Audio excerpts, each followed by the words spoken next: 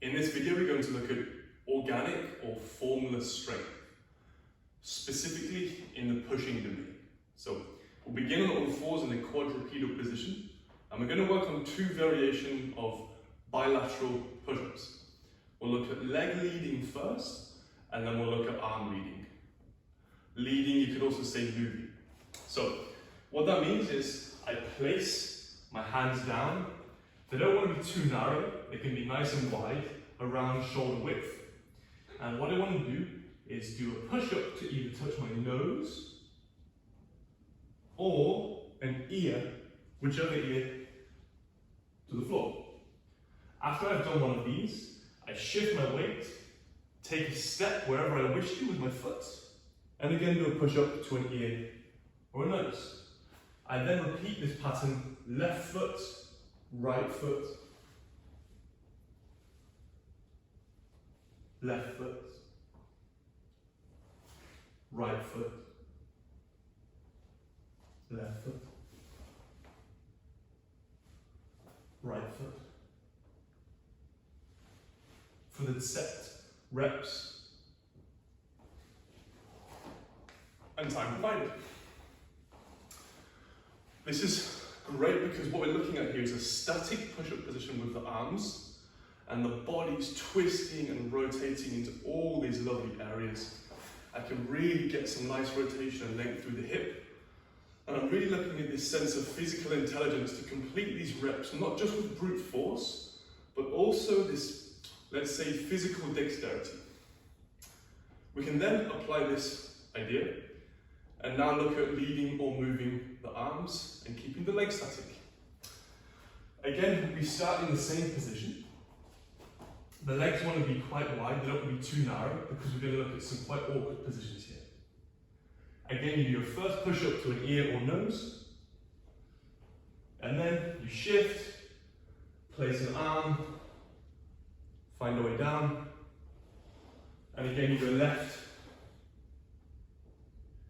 to right, to left, to right, in any places you wish. Again, the feet are stuck. They can pivot if they want to find a way down, but they're not allowed to move. We can then move on to a single arm variation. Same again, we're looking at moving the hands and keeping the feet static. And all you look for here is left and right, doing a single arm push-up again to the nose or the ear as you choose. Searching for as much interesting and complexity, range of motion as you can manage for the given rep sets or time provided. I'll start facing this way for a change. Again, I'll choose a limb, I'll go left, I'll rotate, touch it here. And again, I'm looking to organize my body to make these reps not just about my brute pushing strength. I'm also trying to find a way down, like so.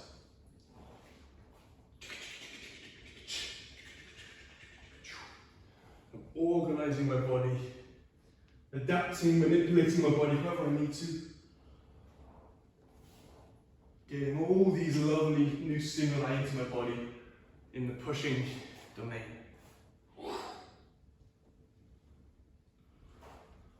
Like this.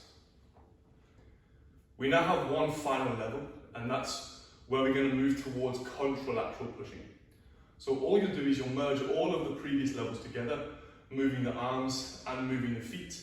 And we're looking to find contralateral patterns with nice rotations to push off the floor. I'll face this way for a change. Again, I start in my quadrupedal. Again, I choose an arm and reciprocate with the opposite leg.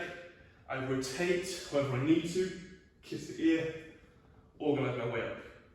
I first choose the hand, place the leg wherever I want to, find my way down, pushing up. Again, first choose the hand, then the contra leg, Again, finding my way down. Hand, leg. Oh, nice one. Hand, leg. Notice here I'm using a lot more of the leg strength here. Or I can do it from the arm. Or a mixture of both. Again, I'm looking for this articulation, this physical dexterity, this physical intelligence of my body, starting to use this potential capacity that I have in interesting and complex ways. One detail, if you have any issues with any of the levels and progressing from one to the other, we can use the knees and this idea of concertina or rolling down to the floor to bridge any gaps. So let's say, for example, you're on 2-arm push-up level and you're doing both arm leading and leg leading, and then you want to move on to the single arm, but you can't quite do it. What we can do with the single arm is start to look at this concertina ring, and it's going to teach us a bit about shifting weight. So I'll show you an example now. Let's say I'm doing a 1-arm push-up contralateral, let's say with 2 feet on the floor, on my left arm, and I just can't quite do it. What I can start to do is rotate, kiss my knee to the floor, kiss my hip to the floor, do the push-up from here, bring the hip off, bring the knee off, and I'm back to my position. So I'm looking at rotating,